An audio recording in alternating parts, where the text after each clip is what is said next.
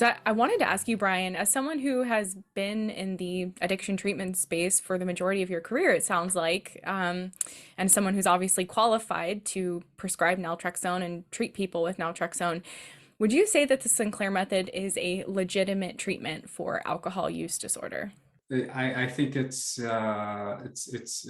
simple answer to that is a definitive yes. It's what I consider to be now the first line treatment for it. And I think if you think about it for a second, a lot of times, especially, and I don't see this as much now as maybe a few years ago, but there used to be articles that would almost be kind of clickbaitish, I thought, in the way that they presented it. That it was just about drinking yourself sober and this kind of paradoxical, radical type of thing, where really it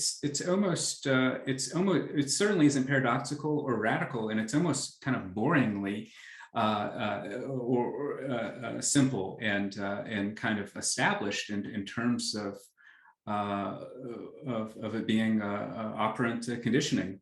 The behavior of alcohol is being rewarded through these endorphins, and you take the medicine, of course, and it blocks the reward.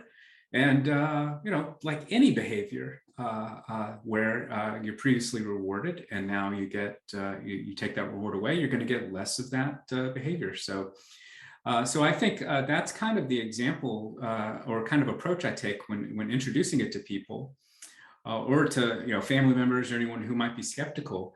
Is that it's not limited to the Sinclair method. It's not limited to naltrexone.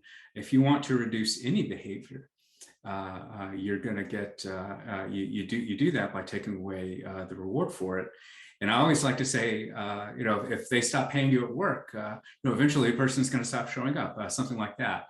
And so if it's presented in a way that is just completely, something from your psychology 101 class, or something that there are just hundreds of examples in our daily lives all around us, if it's presented that way, then I think it versus some type of interesting paradoxical thing that we've stumbled upon, that this is a perfectly normal mechanism by which you get less of the behavior. So even on the face of it, I mean, just kind of that basis for of mechanism, you could say it's a legitimate treatment. Now, of course, do we actually have a medicine? You say, okay, well, you take away the reward. That's great. I'm on board with that. But is there an actual medicine or that will actually take away that reward? And yes, we do have a medicine that will actually take away that reward if you take it prior to drinking. So I think it's certainly a legitimate treatment. And there's also empirical studies. There are, of course, the work that Dr. Sinclair did, but there have been many other studies, random controlled trials with targeted dosing, which is what Sinclair method is, kind of drink in advance or take your medication in advance of your first drink. So there's empirical evidence as well. So it's not just that it makes sense, which it does, and that it uses the same mechanism that we see all around us all day, but actually, we have scientific trials to support it. So definitely, and I think too, one of the main things that struck me about it, this kind of first 100 people I treated with it, was just that people were completely kind of relieved of this burden inside their mind. One of the things about AA is that, yes, they might have X number of days without a drink, but there's still a certain type of anguish or a certain type of torment or a certain type of preoccupation that's going on with the alcohol use. So it's just amazing to have people come back after a month or however long, and just describe it in terms really that were like in terms of liberation. Like they were free of this monkey that was that had been on their back for so long, and that they had tried so many things. So I would say not only does it work and is an effective treatment, but the type of outcomes that we're seeing are even superior to what we had called success previously. So it's almost kind of up the bar in some way. Wow, that's incredible. And yeah, you spoke to it so well, that freedom of just not obsessively thinking about alcohol. And I've had people reach out to me. I'm a year sober. I still think about drinking every day. And I know that was my personal experience. I can make it months and months without drinking, but I'd be obsessively thinking about drinking. And that was one of the biggest things naltrexone and the Sinclair method did for me over time, was just kind of quiet that craving. And when you don't desire something as much, it's really easy to not do it. So it's really awesome. That's right. That's right. Yeah.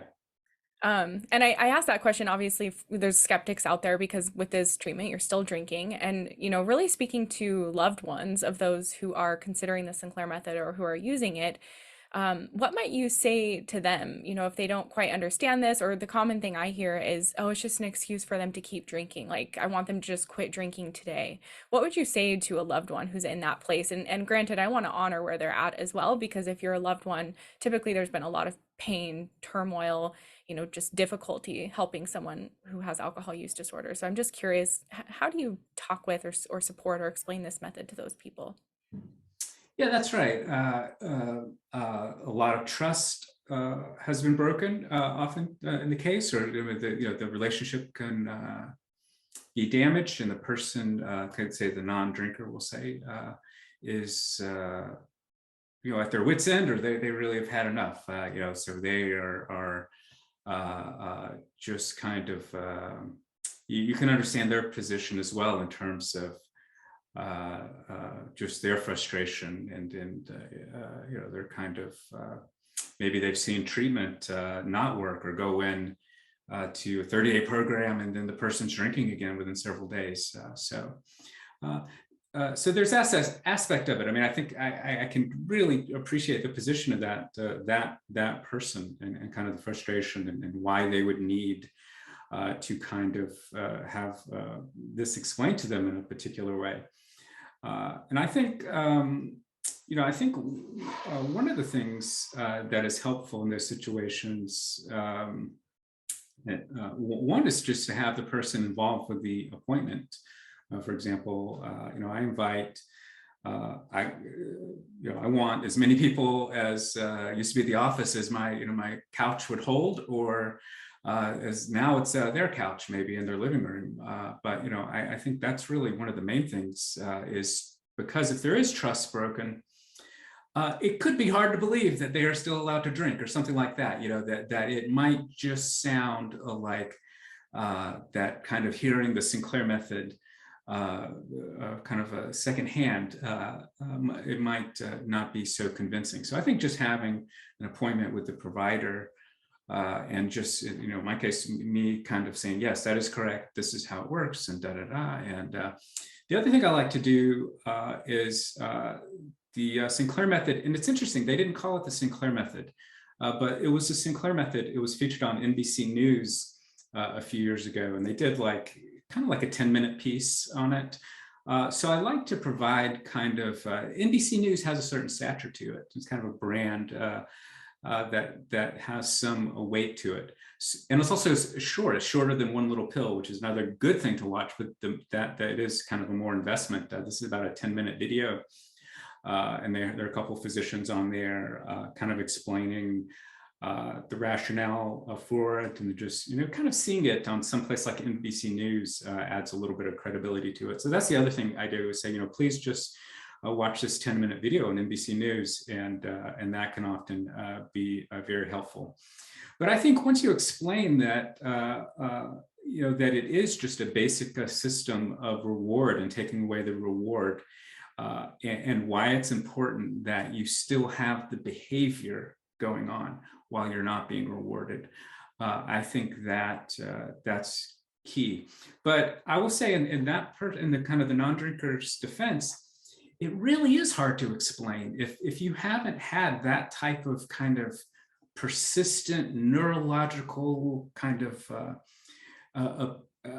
obsession towards something that is harming you, and that's not in your best interest. If you haven't really experienced something like that, it really is hard to to understand why can't you just not stop, so you really have to really kind of hold their hand a little bit and kind of appreciate where they're coming from. But most of the time, because it works, I mean, that's the other thing, most of the time it works, of course. And I think that's where the drinking log comes in. I think the drinking log is maybe even more helpful for just the people in the drinker's life, so that you can see that, yes, I'm still drinking, and still drinking a lot, even possibly, but I'm down, 32.3%, and the number of these extreme binges have basically been cut to zero, and that type of thing. So I think all of those things I just said really can go a long way, but ultimately it's it's kind of the proof is in the pudding. I mean, the person has to start improving before they will fully get on board. Yeah, really well said. And I know, with Dr. Sinclair's clinical trials, it showed a 78% success rate. I'm curious, being in practice, what have you seen? I know you've mentioned it works. You've seen it work for the majority of people. What have you seen as far as the success rate in your practice? I mean, people mention that number, and I say that's probably pretty close to what the number is. It's something like that, where we, most people for sure, I can say with confidence, it's more likely than not to work. And then probably it's even a little bit more effective than that, where, I really expect people to achieve their goal. Now, it's a little bit tricky, of course, in the outpatient setting. I mean, they're or kind of in a non trial setting where you're controlling for various factors. It's hard to really know sometimes because let's say a person doesn't show up, like you never see the person again. Maybe they had kind of a Claudia Christian experience where very rapidly they reached extinction. Their goal was abstinence, and not only did they never drink again, but they never took another naltrexone again, something like that. And so they never show up. They, you see them maybe once or twice, and you just never see them again. And so you don't really know some of the outcomes. You don't really know, and some of the outcomes could be because they had a side effect, or they changed their mind about taking it and they wanted to try something else, or so there is some percentage of people.